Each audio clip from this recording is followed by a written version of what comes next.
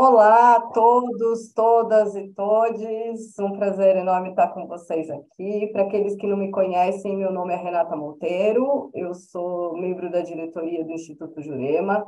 O Instituto Jurema é um instituto de ensino e pesquisa das terapias ancestrais, aonde nós estudamos o uso da cannabis e dos psicodélicos dentro de um contexto de uso terapêutico e espiritual. Então, trazendo um pouquinho de ciência para quem é ligado à espiritualidade e um pouquinho de espiritualidade para quem é ligado à ciência. Então, fazendo aí esse elo entre ciência e espiritualidade. Para aqueles que não sabem, psicodélicos, então, quer dizer manifestação da mente, manifestação da alma. Hoje temos aqui uma convidada super especial, a Priscila, que vai estar falando um pouquinho aí sobre os psicodélicos e sobre na psicoterapia.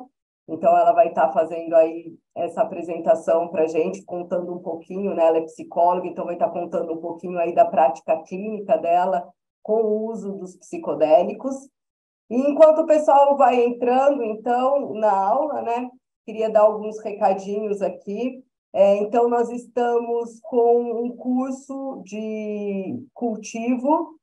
Então, vamos estar tendo uma oficina de cultivo de cannabis para aqueles que querem dar entrada no pedido de habeas corpus e comprovar que tem o conhecimento para estar produzindo o seu próprio medicamento dentro dos padrões de boas práticas de produção, os procedimentos de, de POP, né, para procedimento operacional padrão. Então, aqueles que querem fazer um cultivo também orgânico, já que estão fazendo, né, um medicamento para uso terapêutico. Então, nós vamos estar dando essa oficina prática um dia inteiro, vai ser na região de São Paulo, então, no dia 8 de julho. Então, para aqueles que tiverem interesse em estar participando, podem estar fazendo a inscrição pelo Instituto Jurema. E também aqueles que quiserem concorrer a um sorteio, que nós vamos estar disponibilizando algumas vagas que vão ser sorteadas, podem também estar entrando na página do Instituto Jurema e curtindo e divulgando para 3 pessoas para estar concorrendo, então, a vaga a essa oficina de cultivo que nós vamos estar dando no dia 8 de julho. E também lembrando que temos sempre as vagas sociais, então, para aqueles que necessitam de vaga social para estar participando do curso, então podem também estar falando com o Instituto Jurema, para a gente estar podendo disponibilizar essas vagas sociais para aqueles que precisam. E também lembrando que estamos com o nosso projeto Farmácia Viva no Instituto Jurema, com a Botica da Jurema, então, funcionando. Então, aqueles também que tiverem interesse em conhecer um pouquinho mais sobre a Farmácia Viva, então podem também estar entrando em contato aí com a gente. Então, e aí, queria então, falar um pouquinho hoje, né, de psicodélicos, hoje não vamos falar sobre cannabis, apesar de a cannabis, dependendo da dose, ela pode também ter uma ação psicodélica, ela está dentro dos perturbadores do sistema nervoso central, dentro da classificação, mas ela pode, dependendo da dose, né? Então, dentro desses perturbadores do sistema nervoso central, nós temos a cannabis e os psicodélicos. E a cannabis, então, dependendo da dose, ela também pode ter uma ação psicodélica. E aí, então, eu queria estar chamando aqui a Priscila Fraude para estar falando um pouquinho, né? Então, dessa experiência dela de psicodélicos na psicoterapia. A Priscila, ela é psicoterapêutica clínica de orientação junguiana, tem experiência no atendimento de pessoas que fazem uso de psicodélicos, faz divulgação científica sobre psicodélicos nos canais do YouTube, na Associação Psicodélicas do Brasil e na Psilocibina. Super bem-vinda, Priscila, fica aí super à vontade para fazer sua apresentação. Queria que você contasse um pouquinho também da sua trajetória, né, da sua experiência com os psicodélicos, para a gente conhecer aí um pouquinho da sua trajetória até aqui. Super bem-vinda. Obrigada, Renata, pelo convite. Obrigada, Instituto Jurema, pessoal que está acompanhando. Eu vou começar aqui compartilhando a tela, inclusive para a minha parte de apresentação ali. Opa. Então, me apresentando, como a Renata falou, sou psicóloga clínica de orientação junguiana, sou membro da APB e da TRIP. A APB é a Associação Psicodélica do Brasil, a TRIP Terapeutas em Rede pela Integração Psicodélica. Tenho experiência no atendimento de pessoas que fazem uso de psicodélicos em vários contextos, né? Tanto um contexto religioso, contexto recreativo, contexto psiconáutico, terapêutico. E também, um pouquinho menos, mas também atendo algumas pessoas que têm que usam outras técnicas, né, de alteração de consciência, meditação, que tem outras formas aí de alterar a consciência, e a gente incorporar isso na terapia. Também, minha orientação clínica é pautada em redução de danos. Em 2020, eu comecei a fazer uns vídeos de divulgação científica sobre psicodélicos no meu canal Psilocibina. Parei de fazer para poder me dedicar mais à Associação Psicodélica do Brasil. Então, tenho voltado a fazer vídeos para o YouTube da PB. Outras coisas aí já um pouquinho mais antigas, né?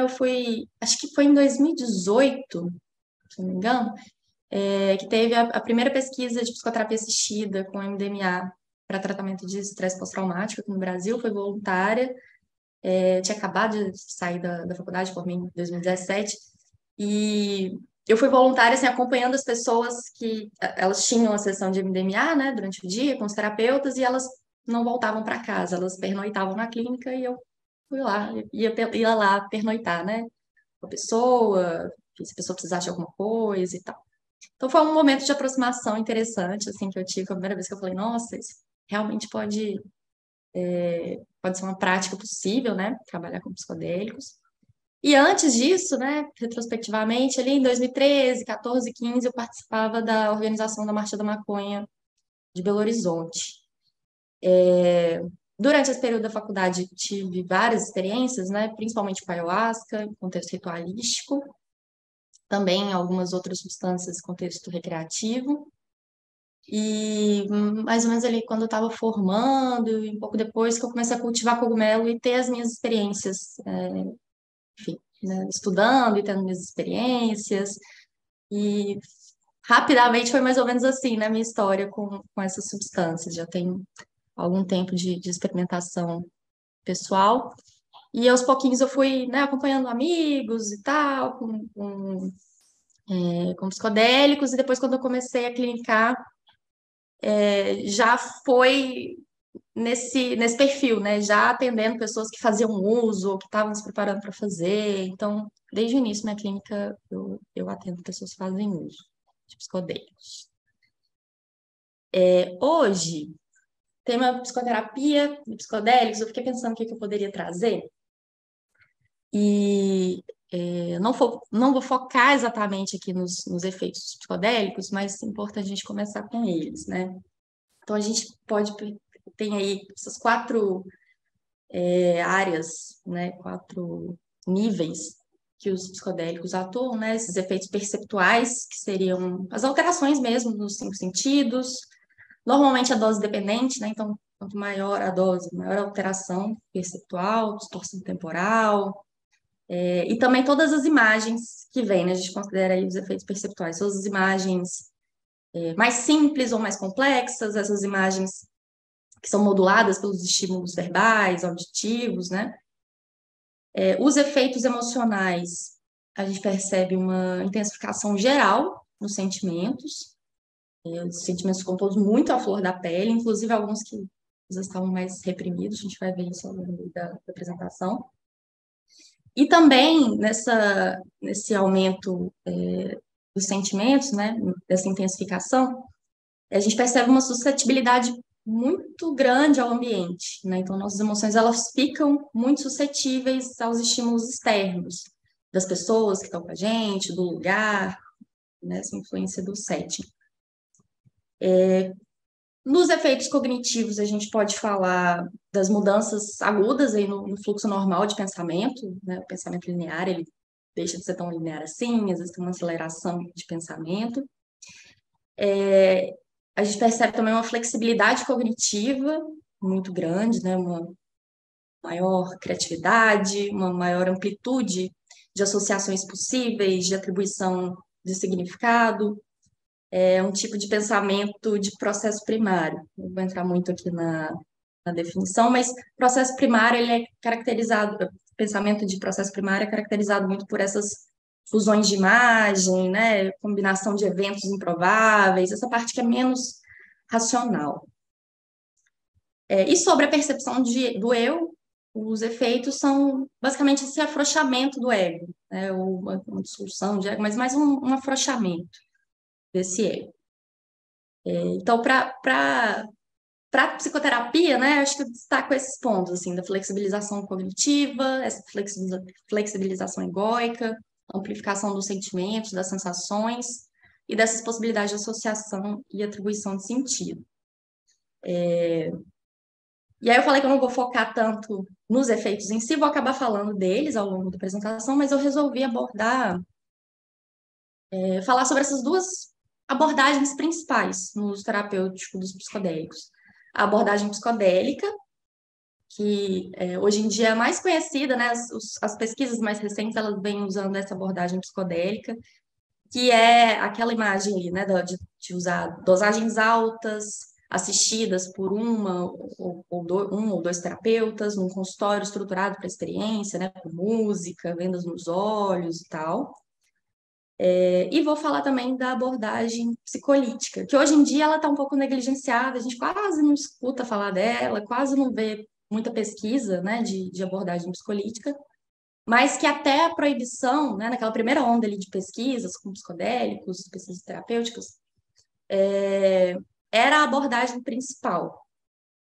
E um outro ponto aqui que é interessante de observar é que a abordagem psicodélica, ela é predominante, foi predominante, que ainda é, né, mas nos Estados Unidos e no Canadá, enquanto que a psicolítica, ela foi basicamente predominante na Europa. Provavelmente tem muitas questões aí culturais, históricas, até socioeconômicas, talvez, envolvidas. Um outro ponto que eu acho que é interessante colocar, né? Na Europa era tão forte a abordagem psicolítica que eles tinham uma sociedade médica europeia pela terapia psicolítica, que começou em 1965 e acabou em 1974. Foi uma sociedade que teve muita influência ali no contexto terapêutico da época, porque ela ajudou a refinar e estabelecer um método clínico que era altamente respeitado ali na época. Bom, eu vou apresentar aqui um quadro de uma revisão de literatura acadêmica sobre essas duas abordagens, sobre a abordagem psicodélica e a abordagem psicolítica, para a gente perceber as semelhanças e diferenças entre elas. Mas lembrando aqui, acho que eu vou acabar lembrando isso em muitos momentos, que essa é uma revisão de literatura acadêmica, é uma revisão de literatura dos estudos que foram feitos, e que na clínica real, na vida real, essas abordagens elas podem se misturar, eu acho que é até interessante que elas se misturem nessa tal abordagem psicodelítica, né? Vou ir passando a tabela aqui, comentando com vocês. Bom, então, a princípio, deixa eu minimizar aqui. A princípio, a terapia psicolítica, então, ela trabalha com doses baixas, né? Não só microdoses, mas doses baixas no geral, mesmo que tenha alguma alteração de consciência. E a terapia psicodélica dá preferência a doses altas. Na psicolítica, os efeitos almejados são essa facilitação de acesso a imaginações e símbolos. Eu vou falar um pouco mais sobre isso no próximo slide. A facilitação de processos como regressão, né? Muito comum ter regressões, inclusive em dosagens altas, né? Mas também nas dosagens baixas ali durante a psicoterapia.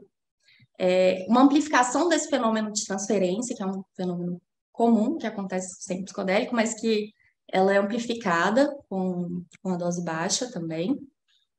Insights espontâneos, né? Porque a pessoa ela está ali sob efeito de uma dosagem baixa durante o processo terapêutico, né? Então, o ego dela ainda está bem preservado, mas ela está ali com uma abertura um pouco maior a esses sentimentos, a essas imagens simbólicas. E isso facilita muito os insights terapêuticos, né? E um outro ponto aqui que também é almejado é justamente a simplificação afetiva, né? Então, por exemplo, fica muito fácil de observar quando você atende uma pessoa que fez uso de uma microdose, está no dia da microdosagem da pessoa, ela, né, resolveu fazer ali junto com a terapia. várias coisas ficam mais fáceis. Você percebe que a pessoa que às vezes não chora tanto, já falou daquele tema e não se emocionou durante a experiência, durante a terapia, com um pouquinho de dose de psicodélico, isso vem à tona, a pessoa chora, né? Ela entra mais em contato, né, com as suas questões. E na terapia psicodélica, os efeitos almejados são a experiência de pico, né, a experiência estática, né, de êxtase, a experiência mística, essa transcendência egóica, esse sentimento de reverência a algo maior e uma conexão consigo mesmo e com os outros. E aí, isso aqui, gente, de novo, isso aqui com base nos estudos, né? Assim, o que que os estudos de terapia psicolítica estavam almejando, o que que os de psicodélica estavam almejando. Aí aqui eu abri um parênteses, porque eu acho super importante falar disso, é uma das coisas que eu acho mais interessantes, que é sobre esse acesso, né? Essa facilitação de acesso a imaginações e a imagens, né, simbólicas. O que são essas imagens, né? Que às vezes aparecem como uma cena de filme, né? Com alta carga emocional. E quando a gente vai trabalhar com mais cuidado, traz um material biográfico muito significativo para a terapia. E, de novo, isso pode acontecer tanto com doses baixas quanto com doses altas. Essas imagens, quando elas são acessadas pela experiência psicodélica, normalmente elas trazem uma abreação forte, né? Assim, uma catarse emocional que traz um certo alívio relacionado àquele conteúdo. E o que é isso? Para falar sobre essas imagens, eu vou apresentar esses conceitos aqui rapidamente. De complexo, que é um conceito junguiano, e do sistema COEX, né? Sistema de experiência condensada, que é um conceito do Grof. Não vou ficar explicando muito as diferenças entre os dois. Esse sistema COEX do Grof, ele fez com base já na ideia de complexo do Jung, não é tão diferente, ele só acrescentou ali alguns outros elementos. Mas a ideia é que um complexo é tipo um nó de sentimentos, de crenças, de imagens associadas, de memórias, com alta carga afetiva. A cola, inclusive, é essa carga afetiva, né, entre essas várias imagens, essas várias memórias. E elas são muito estruturantes da psique. Elas são um processo que a gente tem para integrar e organizar as nossas vivências, as nossas experiências, fornecendo um repertório, né, para o nosso ego. E acontece que, frequentemente, esses complexos são traumáticos, né? São memórias traumáticas, sentimentos difíceis, traumáticos, imagens difíceis. E o que a gente costuma fazer é reprimir, né? Isso é reprimido no inconsciente, isso fica inconsciente. E quanto mais inconsciente, quanto mais reprimido, maior a autonomia desses complexos sobre a gente, né? Mais eles têm força para se impor sobre o nosso comportamento. E o núcleo do complexo é imagético, é uma imagem, né? Tem aqui esse esqueminha do Jung, é uma imagem, e numa parte é uma imagem ali da pessoa e uma outra parte é uma imagem arquetípica, né? No sistema COEX, mesma coisa, né? Uma constelação de memórias, de fantasias, né? Diferentes estágios da vida da pessoa, com essa cola emocional. E só que aí o Groff ele adicionou as camadas perinatais, né? Todo complexo, quando você vai entrando, ele tem as várias camadas, e aí no fim das contas você acaba chegando ali na infância, né? No início ali do complexo. E aí o Groff adicionou essa camada perinatal, né? Que seria ali das experiências intrauterinas. Então, por que eu tô falando desses conceitos, né? Quando a gente facilita o acesso a essas imagens mentais, quando elas aparecem nessas experiências psicodélicas, geralmente está aparecendo o complexo, né? Está aparecendo justamente a questão que precisa ser trabalhada. Isso junta, inclusive, com outro conceito do Groff, que é a função radar, né? Que ele fala que a experiência psicodélica ela traz aquele conteúdo, faz emergir o conteúdo que está mais carregado emocionalmente, que está mais urgente, né, de ser trabalhado naquele momento. É nesse contexto que, por exemplo, as regressões podem acontecer, né? Às vezes a pessoa tem uma experiência de infância mesmo, né? De se colocar naquele momento da infância, e ter uma catarse em relação àquilo. E o psicodélico, ele é isso, ele age como um ativador, né? Ele chama para cima esses complexos, traz essas imagens, traz para esse limiar aí da consciência. E por mais que a experiência em si ela já seja muito, ela pode ser inclusive muito aliviante, mas só essa catarse, só essa aberração, ela não é suficiente, né? Isso precisa ser integrado mesmo no processo terapêutico. E essa integração, ela é, ao mesmo tempo, na via verbal, mas também simbólica e também somática, né? São vários níveis aí dessa integração. No caso aqui, né, na diferença na abordagem psicolítica, normalmente a pessoa vai tendo acesso a essas questões, a essas imagens, com a função egóica bem preservada, né? Então, ela consegue ir olhando para aquilo e se relacionando no momento em que a coisa está acontecendo. Na experiência psicodélica, a ideia é que a pessoa, ela, né, com dosagem alta, ela emerge nisso aí, passa pela experiência toda, vive aquilo, e depois, idealmente, ela trabalha isso na terapia, né? Qualquer dúvida pode me interromper. Então, em termos de fundamentação teórica, para a terapia psicolítica, são as teorias psicanalíticas, né, teorias psicodinâmicas, e a terapia psicodélica, ela vem mais de uma fundamentação da psicologia transpessoal e de conceitos filosóficos e religiosos.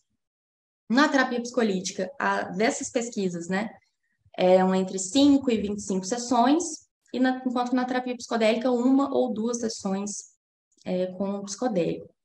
Lembrando que na vida real, né, assim, não tem limite de sessão exatamente, né? E dá para misturar, né? A pessoa pode fazer uso de doses baixas ao longo do processo, pode ter alguns momentos de dosagem mais alta, com experiência mais intensa.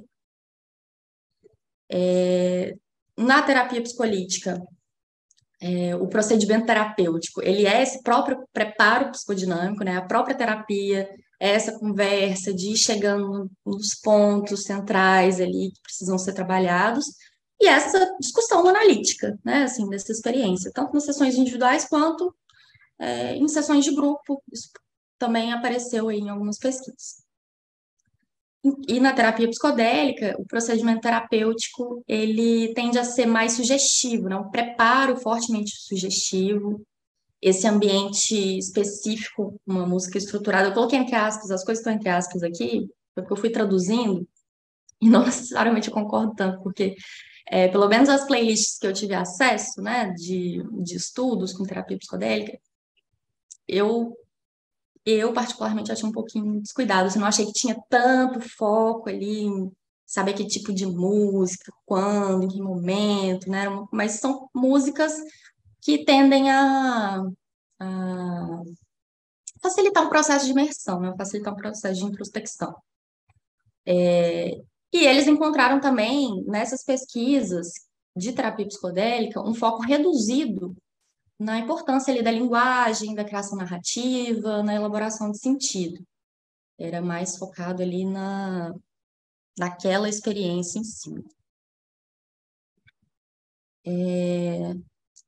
Em relação às funções egóicas, na terapia psicolítica, o que se busca é essa flexibilização egóica, né? Então, algumas funções, elas se alteram, por exemplo, fica muito claro que nossas defesas, elas dão uma baixada, né? Essa parte muito racional, muito crítica, dá uma baixada, mas a capacidade de autorreflexão egóica, ela é mantida.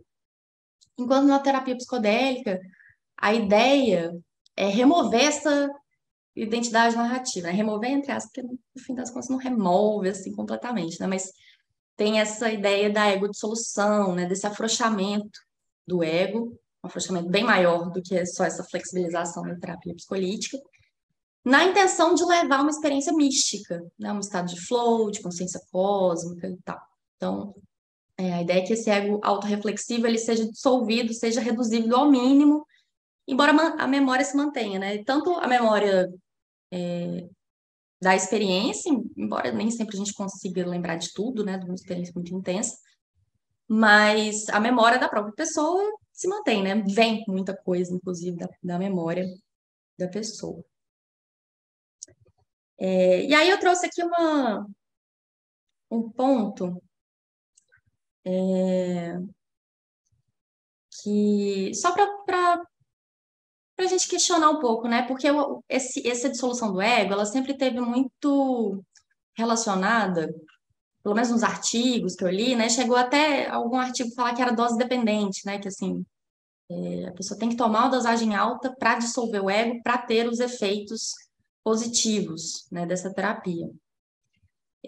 Mas teve um estudo que foi publicado aqui em 2021, um estudo brasileiro, né, que teve ali Fernanda Palhano Fontes, Siddhartha Ribeiro, Marcelo Falck e o Luiz Fernando Toffoli. Eu vou deixar, tá na referência bibliográfica aqui, que mesmo em baixa dosagem, o LSD induziu experiências de alteração de consciência significativas, incluindo experiências místicas, de dissolução de ego, e experiências levemente desafiadoras. Eu mesma já tive experiência mística com baixas dosagens de cogumelo, por exemplo. E, ao mesmo tempo, a gente observa o contrário, né? Assim, tem pessoas que tomam dosagens altas e não têm uma experiência de dissolução, não consideram ter tido uma experiência mística, ou tiveram uma experiência ali de dissolução, mas não atribui tanto significado para aquilo, né? Uma parte aí dá para explicar na parte química, né? Porque pessoas que fazem, dá para observar, né? Pessoas que fazem uso de medicação por muito tempo costumam ter um pouco mais de dificuldade para sentir os efeitos, para ter uma experiência psicodélica mais plena. Mas acho que outras coisas estão envolvidas aí. Não quero trazer uma resposta para isso, mas acho que outras coisas estão envolvidas, né? Com o fato de ter ou não essa dissolução do ego. E a questão. Peraí. Tá, então vou retomar aqui a tabelinha para a gente conversar. O processo terapêutico na terapia psicolítica, então, como eu falei, né, ele facilita esse acesso aos complexos, aos pouquinhos, durante o processo terapêutico, né, que a pessoa vai acessando, vai integrando. Isso facilita muito os processos, todos os tipos de processo terapêutico relacionado à família, né, assim, essas questões de pai e mãe, essas questões que a gente vai carregando da infância e tudo mais, ajuda a acessar essas questões centrais. Consequentemente, com acesso a emoções profundas, às vezes emoções desconhecidas, emoções reprimidas. Então, você vê que esse é um processo de integração, né? Coisas que estão dissociadas, sentimentos que estão dissociados, que estão distantes, que estão reprimidos, vão vindo à tona e vão sendo integrados. Abre um caminho para uma maior honestidade para consigo mesmo, né? Uma maior aceitação. E à medida que isso vai acontecendo, vai abrindo um espaço para esse ajustamento da realidade, né? À medida que a pessoa vai se integrando, não apenas integrando a experiência psicodélica, mas se integrando nesse processo, né? Integrando esses conteúdos que estavam ali reprimidos e tal, e ela vai se apropriando disso, o ajustamento da realidade ele vai acontecendo. Enquanto que na terapia psicodélica, nesses estudos, o processo terapêutico ele era muito focado na narração e na afirmação da experiência de pico, com a expectativa de que os ajustamentos na realidade eles viriam naturalmente a partir da experiência de pico. Então, é aquela história que a gente ouve, assim, né, eu tive uma experiência muito intensa com psicodélico, nunca tinha sentido nada desse jeito, foi incrível, mudou totalmente a minha perspectiva em relação à vida, em relação à morte, tudo se transformou. E, de fato, a gente vê muito disso acontecendo, mas nem sempre isso é suficiente, né, para a pessoa ir ajustando. Mas nesses estudos, a aposta era essa, né? Narrar e afirmar e voltar nessa experiência de pico para que os ajustamentos na realidade viessem daí. E nesses estudos, nessa revisão bibliográfica, eles colocaram isso, né, que o processo terapêutico não é relevante para a experiência ou menos relevante.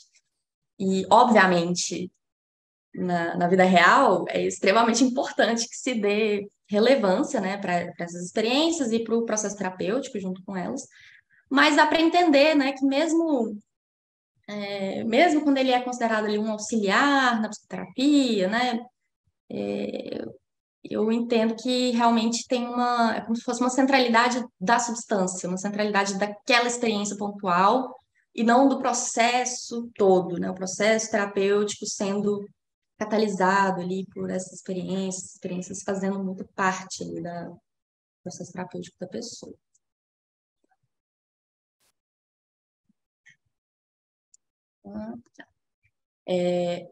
Então, na terapia psicolítica, o objetivo terapêutico seria essa cura a partir da reestruturação da personalidade nesse processo de amadurecimento. É isso, de ir pegando essas coisas que estão dissociadas, que estão reprimidas, e trazendo à tona, isso, enfim, e amadurecendo, de fato, né? Isso tem a ver, né, quando toca em complexos e nessa integração desses complexos, vai abrindo espaço para liberando, né, esses laços parentais infantis, para mudar os tipos de vinculação. Enquanto que na terapia psicodélica, o objetivo terapêutico, ele seria essa experiência direta de reverência, né, do sagrado, do luminoso, seria uma transformação através da mudança de perspectiva da experiência do eu. Né? Porque, de fato, quando você tem o ego dissolvido ali, ou pelo menos enfraquecido, você tem esse tipo de experiência, você consegue perceber que o eu é maior do que aquele ego do dia a dia, né? As coisas são maiores, enfim, essa realidade é muito... se abre mesmo, né? Então, a aposta ali, o objetivo terapêutico dessa perspectiva seria uma transformação através dessa mudança de perspectiva, né? Então, o que é visto não é desvisto, e aí vai se transformar a partir daí, né? Seria esse despertar espiritual.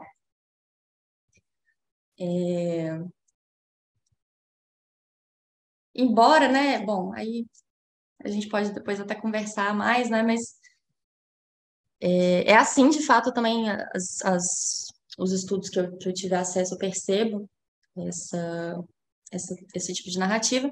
Mas na vida real, voltando, né?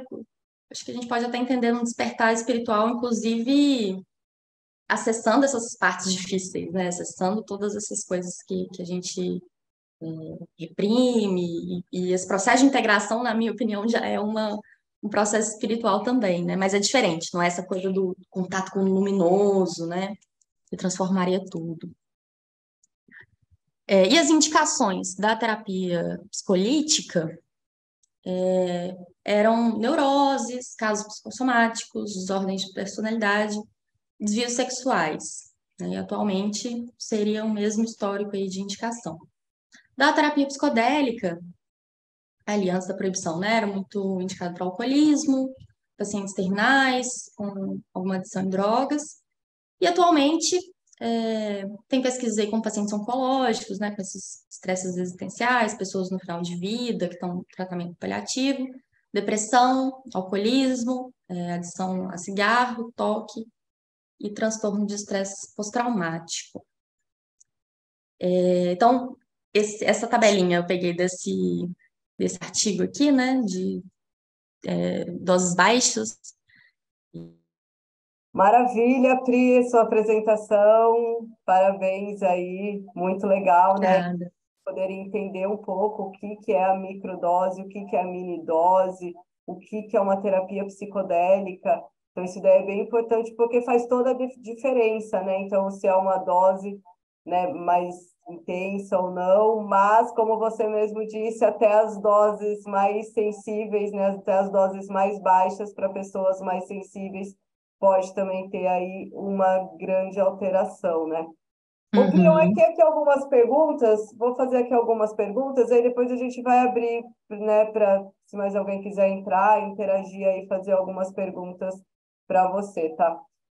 Deixa eu te perguntar, como você que trata uma experiência espiritual? Então, quando uma pessoa, né, tem uma experiência assim espiritual, você como, né, psicólogo, uma profissional, onde a gente tem sempre, né, que manter né, não pode estar direcionando, né, nenhum pensamento assim da pessoa. Como que você trata isso dentro do consultório? Quando você fala de experiência espiritual, você está falando das experiências místicas? Experiências místicas e experiências espirituais, como, por exemplo, a gente vê quando acontece dentro do uso ritualístico, né? Que acontece Ah, incorporação, que acontecem ah, experiências assim, mais intensas mesmo dentro da espiritualidade. Como que isso é tratado dentro do consultório, né? tá. Bom, primeiro que eu levo muito em consideração as crenças da pessoa, né? Então, assim, se é uma experiência de incorporação, uma experiência de contato com outros seres, contato com alguém que já faleceu, ou contato com alguma uma figura mesmo, assim, mística, Deus, Jesus e tal, jamais questionaria, até porque, assim, né, quem sou eu para questionar esse tipo de coisa, né? Trabalho bem na perspectiva da pessoa. É, o que eu faço é trabalhar o impacto disso, como é que foi o impacto disso, o que que a pessoa significa, né? O que que ela elabora sobre aquilo, qual que é o significado, qual que foi a importância de ter esse contato, dessa experiência. Então é tudo assim, eu acho que é bem simples, na verdade, trabalhar nessa perspectiva.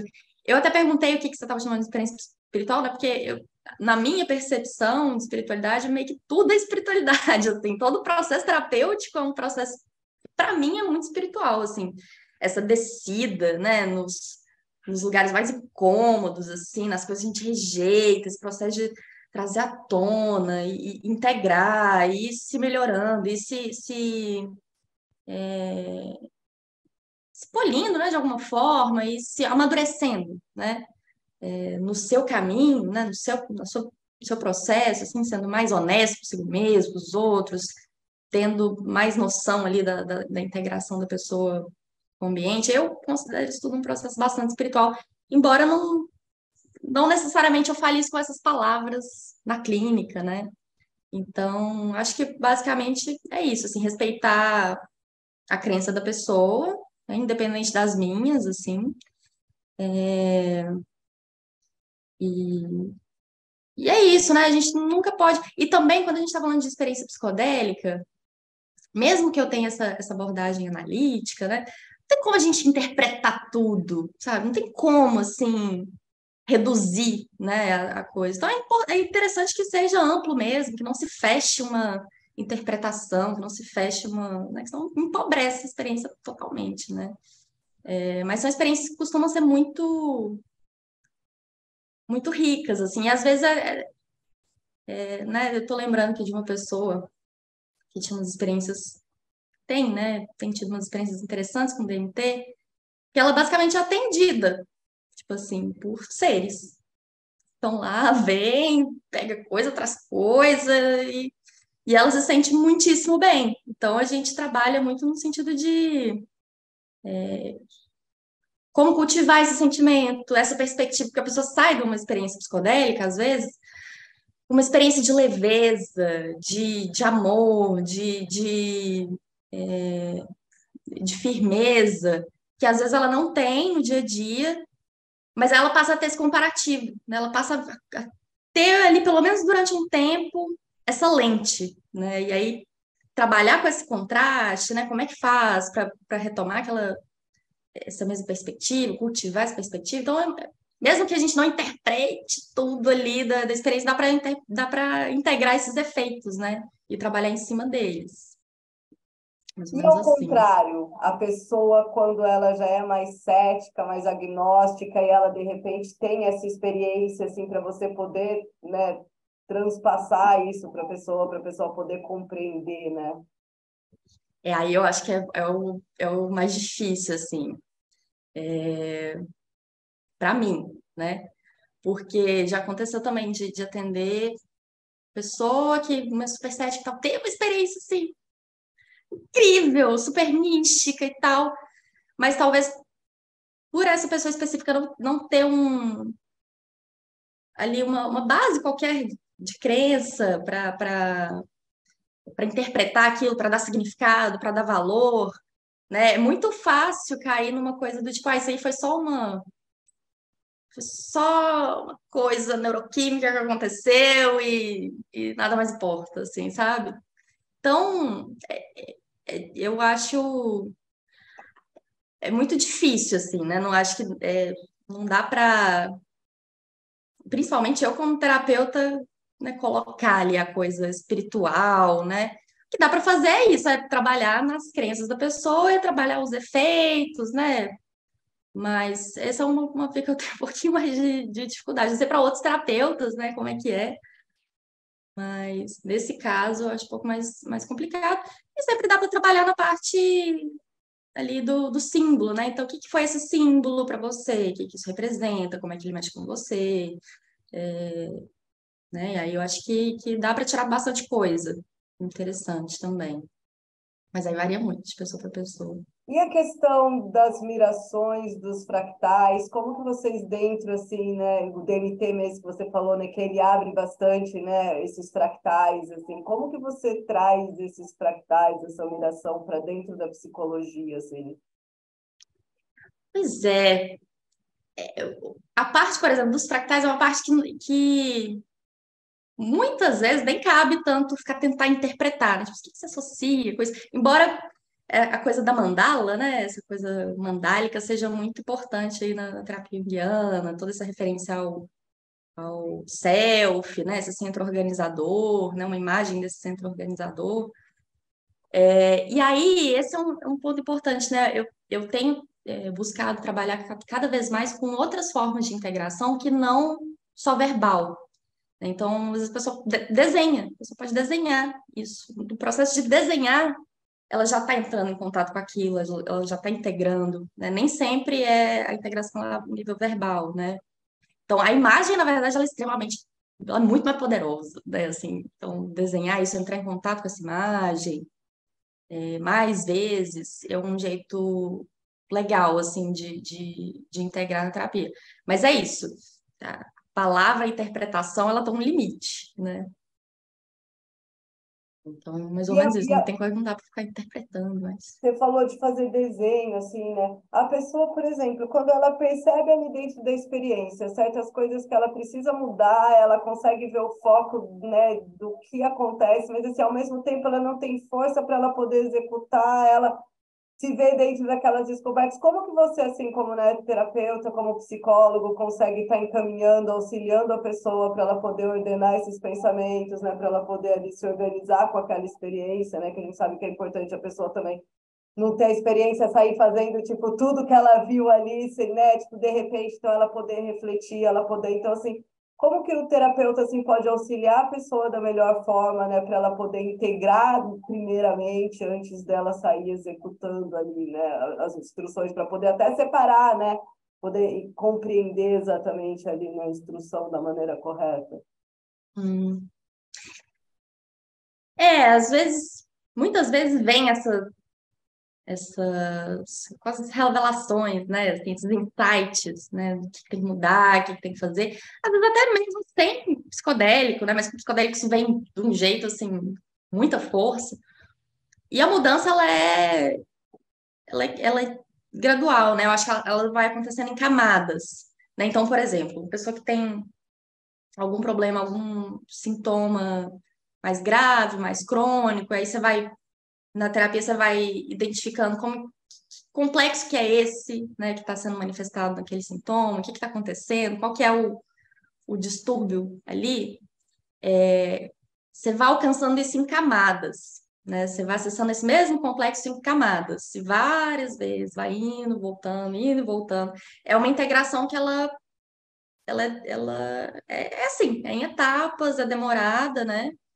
E eu acho que é a natureza mesmo do processo terapêutico. Ela é muito acelerada por essas experiências, por esses insights, mas eu raramente, eu penso aqui, acho que raramente é uma mudança muito brusca, assim. Teve uma pessoa que eu me recordo que teve uma experiência que foi, teve insight e tal, teve uma catarse de uma coisa, mudou tudo, assim, pá, mudou, né? Outras, você vai percebendo que a pessoa, pô, tem um alívio significativo ali, acontece alguma coisa, mas aí ele demora um tempo para poder integrar. Aí a pessoa vai ter outra experiência, aí vai mais fundo, né? Assim, então. E aí não tem como ter uma receita, assim, porque é muito cada um, né? É o processo de cada um. Como é que essa pessoa. É o processo de elaboração mesmo, né? E é por isso que é importante ter uma terapia. Porque na experiência psicodélica já acontece muita coisa, ela em si é terapêutica, acontece essa abreação, né? Que é isso de você acessar um conteúdo, ter uma liberação de energia ali para ela ter menos força, né? Esse complexo ele vai perdendo força à medida que ele é acessado e integrado. Mas só isso não é suficiente, né? Assim, só ter esses insights, só ter uma catarse, não vai resolver o problema, assim, da maioria das pessoas, assim, 99%, né? É o trabalho em cima disso, né? Exige esse esforço, né? Então, só respondi, mas acho que é bem por aí. Uhum. Inclusive, em momentos que às vezes a pessoa tem uma experiência ruim, né? Assim, ruim, no sentido difícil, já aconteceu também, a pessoa ter uma experiência difícil e ficar mal, ficar perturbada, ali, semanas perturbada. É, e aí, eu tô pensando aqui num atendimento que eu fiz, que foi bem, essa moça teve uma experiência de ayahuasca, perturbadíssima ali com essa experiência, achando que ela fez tudo errado, que ela não devia ter tomado, que bagunçou com a cabeça dela. E aí, quando ela levou a experiência, a gente foi trabalhando, foi chegando justamente nesses pontos, né? Assim, foi chegando ali, ela foi entendendo, e aí fez bem, né? Também não é, enfim, acho que ter o cuidado, tanto quando a pessoa tem um insight, assim, de uma coisa maravilhosa, que tem que mudar, e de tomar um certo cuidado, né? Quanto também dessas, sei lá, tipo, trágico, acabou tudo agora, meu Deus, vou ter que, sei lá, me enfiar nos remédios psiquiátricos para poder. Nem sempre, às vezes, né? Às vezes é importante, mas, enfim, exige tempo. Né? Tudo que a experiência traz de uma vez, a gente precisa de um tempo para digerir. Por isso que é importante, né? Tem aqueles que conseguem digerir sozinhos, né? Que conseguem entender toda a experiência, mas tem muitos que necessitam realmente, né? De uma integração, de alguém para poder ajudar a entender aquilo tudo que passou, né? Compreender. Sim. É importante também nessa questão do tempo, né? Então, assim, de entender, né? Pelo menos os 3 dias depois ali, né? Para você poder colocar as ideias, assim, né? Porque tem gente que fala, Uhum. nossa, vou me separar, vou fazer isso, vou fazer aquilo. Já chega em casa querendo tomar atitudes, então é preciso, né? Ter essa calma, né? Antes de tomar as atitudes, né? Sim, Falar com as pessoas mesmo que seja, né? Para poder estar mais, sim. né, sereno nessa atitude. E aí, Pri, uma outra questão é para pacientes em estados de doença avançada. Então, quando o paciente Hum. utiliza, ele está ali numa doença avançada, alguns conseguem ter uma melhora, né, até no quadro da doença, dependendo da doença, mas alguns realmente é um estado terminal ali, um estado avançado, onde a pessoa ali encara a realidade, né, da situação que ela se encontra ali. E aí, como assim? Porque às vezes a pessoa também vê aquilo com uma lente maior de aumento, né? Então, tipo, ela se vê ali numa situação sem saída, outros compreendem melhor essa situação, né? O que está se passando com ela e aceita melhor a doença. Como que você trata, né, esses pacientes assim nessa situação assim tão delicada de estado avançado assim da doença, digamos, né, praticamente terminal, né, assim, Ah, tá. Você tá. onde realmente está numa situação, uma doença degenerativa que, né, vai degenerando, já é a tendência, a pessoa já sabe, né, que não existe uma cura, né, ela vai ali, enfim, degenerando cada dia que passa. E a gente já, Uhum. né, tem assim vários estudos na utilização dessas pessoas, né, de experiência, Sim. né, de como que a condução aí no consultório. Então, nesse caso, eu ainda não atendi uma pessoa que tivesse nesse processo, né, numa doença terminal, se preparando para morrer, né, de alguma forma, lidando com uma doença estágio avançado, assim, que que afeta ali a vida da pessoa, né? Que, assim, que coloca em risco a vida dela, que coloca em risco a integridade. Não atendi, então não tenho essa experiência clínica, mas eu acho, inclusive pelos os estudos que foram feitos com pessoas terminais, foram feitos principalmente com dosagens altas, né?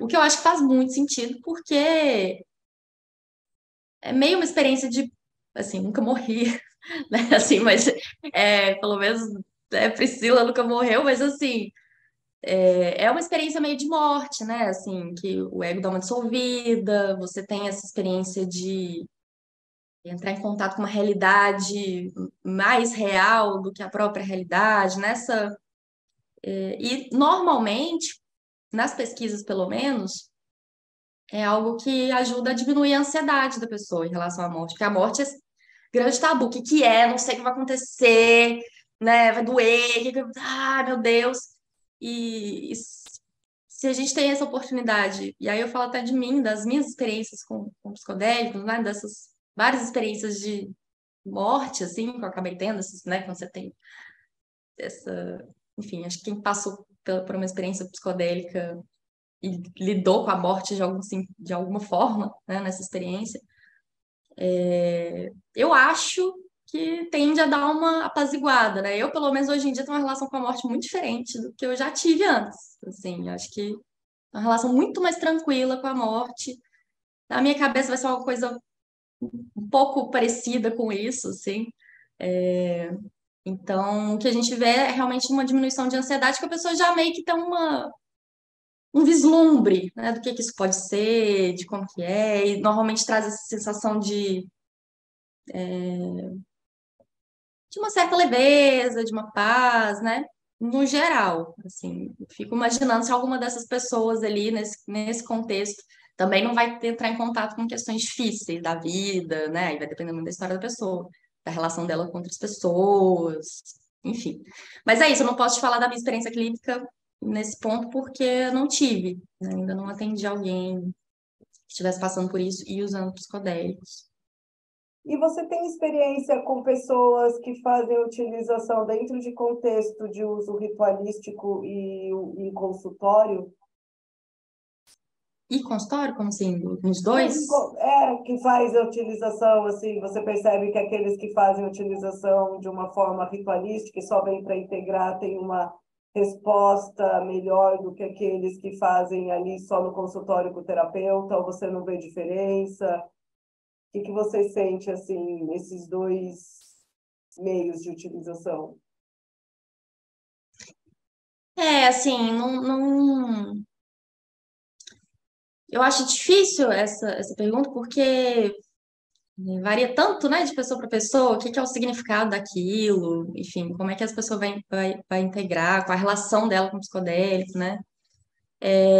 Eu acho então que varia muito de perfil, e eu acho que os dois contextos têm prós e contras, assim, né? Então, por exemplo, no contexto ritualístico, normalmente é em grupo, né? E isso tem uma outra carga, que eu acho que é uma carga interessantíssima, tanto no momento da experiência, estar em grupo, estar numa experiência de grupo, isso afeta a experiência, né?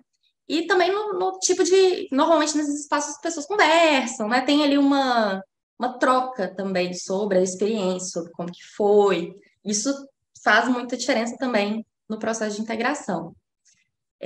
Por outro lado, nesses contextos mais grupais, assim, às vezes às vezes tem algumas inibições, né, assim, de que às vezes a pessoa não se sente tão à vontade assim para entrar em algumas coisas ou para mergulhar em algumas questões justamente porque está em grupo.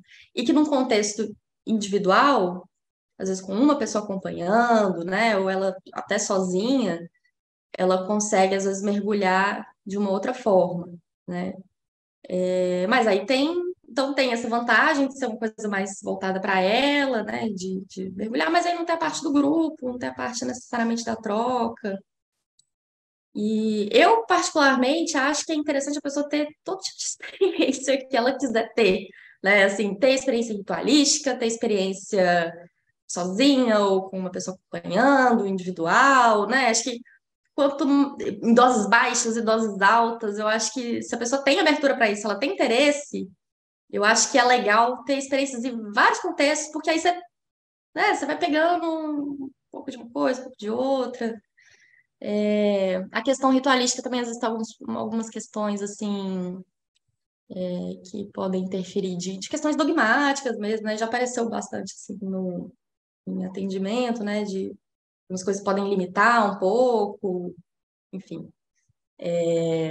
Mas se a intenção da pessoa ela é de olhar para si mesma, assim, de verdade, né? Se a intenção da pessoa é se melhorar, é mudar o que precisa mudar, vai ser bom em qualquer desses contextos. Se a intenção da pessoa é, tipo assim, ficar ali meio na superfície, né? Assim, usar esse tipo de experiência, às vezes até como uma forma meio de poder, né? A gente fica falando da dissolução do ego, dessa integração e tal, mas às vezes acontece da pessoa ficar com o ego mais inflado, né? Com esse tipo de experiência. Então, acho que vai depender muito da disposição interna da pessoa, né? E os efeitos podem ser ótimos em qualquer desses contextos. Legal, né? Isso que você falou da pessoa ter várias experiências, né? Em vários contextos, em várias doses, até com várias substâncias, né? Porque cada planta é Uhum. uma professora, né? Então são aulas Sim. diferentes. Então é bem importante isso, né? Ter essa experiência, essa vivência prática, acho que traz bastante aprendizado. E aí, dentro Uhum. disso, o que que você me diz, assim, hoje em dia, né, que está a questão da terapia psicodélica, então várias pessoas querendo virar terapeutas, e tem muitos que acham que não precisa experimentar, que não precisa tomar, não precisa saber o que quer para poder aplicar, porque vendo assim, tipo, né, já vê que não entende muito, porque, né, acha que trata como qualquer outro remédio, que eles até alegam, eu não preciso tomar outro remédio para saber o que acontece. E a gente que, né, já utilizou, sabe, né, que é totalmente diferente, né, o quão profundo é, e é só tomando, né, tipo, é inefável, né, você não consegue nem explicar É. exatamente o que que é, porque é algo tão particular, assim, né. O que você acha disso, né, dessa questão dos terapeutas que estão hoje, né, aparecendo, querendo auxiliar outras pessoas sem eles mesmo não ter tido essa vivência prática? Tem até a teórica, né, muitas vezes, mas não faz cursos, digamos assim, para virar terapeuta e, né? O que você diz disso, assim, sua visão? Olha, assim, se a intenção da pessoa é trabalhar com psicodélicos, é aplicar psicodélicos ou receber pessoas que fazem uso de psicodélicos, eu acho que é imprescindível que a pessoa tenha o máximo de experiência possível com psicodélicos. E aí também não é uma experiência, não são duas experiências, assim. Se a pessoa quer mergulhar nesse universo, eu acho que é importante ela mergulhar nos psicodélicos mesmo, nos processos dela, né? Assim, só desse jeito a gente tem realmente alguma noção do que acontece ali, né? Posso até contar uma historinha rapidinho depois. Mas assim, agora, se é imagina uma psicóloga, um psicólogo qualquer ali de alguma uma orientação, não tem muito interesse em fazer uso de psicodélicos, também não tem interesse em trabalhar com isso, mas recebe a demanda de alguém, assim, atende alguém que teve uma experiência, que foi fazer uma experiência de ayahuasca e tal. Eu até acho que é possível, se a pessoa tiver algum conhecimento, se ela entender isso, né, essas imagens, alguns complexos e tal, ajudar. Eu acho que a pessoa consegue ajudar, né? Assim, consegue aproveitar, pode conseguir aproveitar alguma coisa que ela experiência do processo terapêutico. Mas para oferecer psicodélico para alguém, primeiro que não pode legalmente, né? Mas assim, para acompanhar alguém realmente, né, num processo desse, não tem jeito, assim. E aí, o que eu compartilhar rapidinho, né, que eu já estava nesse processo há um tempo, assim, e eu estava muito encasquetada que eu nunca tinha tido uma bad trip, assim, uma bad trip mesmo, assim, eu já tinha tido experiências difíceis, chorando, não sei o quê, integrando minhas coisas, mas eu nunca tinha tido uma experiência bad trip. Até que um dia eu dei um jeito, fiz uma experiência tudo errado, fiz tudo que eu fazia certinho, sempre fazia tudo certinho na experiência, fiz tudo errado, não medi a quantidade, fiz sem preparar, tudo errado. E aí eu tive uma bad trip assim, forte, sinistra, assim, foi no fundo do poço do negócio. E foi muito importante eu ter essa experiência, porque eu não alcançaria a dimensão de uma que tem uma bad trip só de ouvir falar, tipo assim, ai, que horrível. Você não consegue entender o que que é aquilo, mas assim, quem passa consegue entender. Assim, aí depois disso eu consigo entender. Uma pessoa fala que deu um desespero, não, eu entendo. E eu acho que é importante a gente entender, né? Senão corre o risco de ficar tudo muito superficial, corre o risco de a pessoa nem. Cara, psicodélico é complexo demais. Mesmo quando. E assim, imagino, não sei como que é a sua experiência, né, Renata? Mas assim, eu tenho, sei lá, alguns anos aí de experiências minhas, né? E é aquela coisa, quanto mais você sabe, quanto mais você estuda, quanto mais você tem experiências, você fala assim, caramba, esse negócio é muito misterioso, né? Assim, isso é muito. É muito, assim, né? Então, é isso. Quanto mais experiência você tem, mais você vê que o negócio é. O buraco é mais embaixo, o negócio é mais fundo, é mais profundo, é mais complexo. Então, teoria, uma ou duas experiências para trabalhar com isso, não dá. E a gente vê, né? Vai vendo pessoa falando um monte de besteira, falando assim, gente, não noção do que vocês estão falando. Realmente, isso daí é fundamental, né? A pessoa ter não só a vivência teórica, mas também a vivência prática, né? Para poder Sim, integrar essas duas coisas, porque os grandes professores são as próprias medicinas, né? Com elas que a gente aprende de verdade. Então, assim, sim. é fundamental realmente ter essa experiência. Ô, Pri, você tem alguma experiência com microdose de LSD? Eu nunca fiz microdose de LSD. Atendo uma pessoa específica que faz microdosagem com LSD. Eu nunca fiz microdosagem com LSD. Faço com cogumelo. Hoje, inclusive, tomei. Mas, não tenho a experiência em mim, né? Mas dos pacientes você tem. Sim, sim. E É bem geralmente, o interessante. que Ah. você vê de resultado legal, assim, da microdosagem do LSD? Então, difícil falar porque eu acho que para falar da microdosagem de LSD eu precisaria ter algumas referências, né? Várias referências, já ter atendido várias pessoas, como eu tive a oportunidade de fazer com cogumelo, que é um pouco mais fácil, né, das pessoas fazerem microdosagem de cogumelo. Então, já atendi várias pessoas com microdosagem de cogumelo, eu mesma faço microdosagem de cogumelo. Então, você vê que na microdosagem de cogumelo, isso funciona de jeitos diferentes, né, para cada pessoa, tem alguns efeitos que acontecem com uma pessoa, não acontece com outra, enfim, dá para você ir vendo os padrões. Com LSD eu não tenho esse tanto de comparativo para falar, né, mas daria para, assim, tem uma melhora, né, nesse caso específico, uma melhora de humor, né, da pessoa ficar menos autocrítica, conseguir fazer mais coisas, né, ter uma vitalidade maior.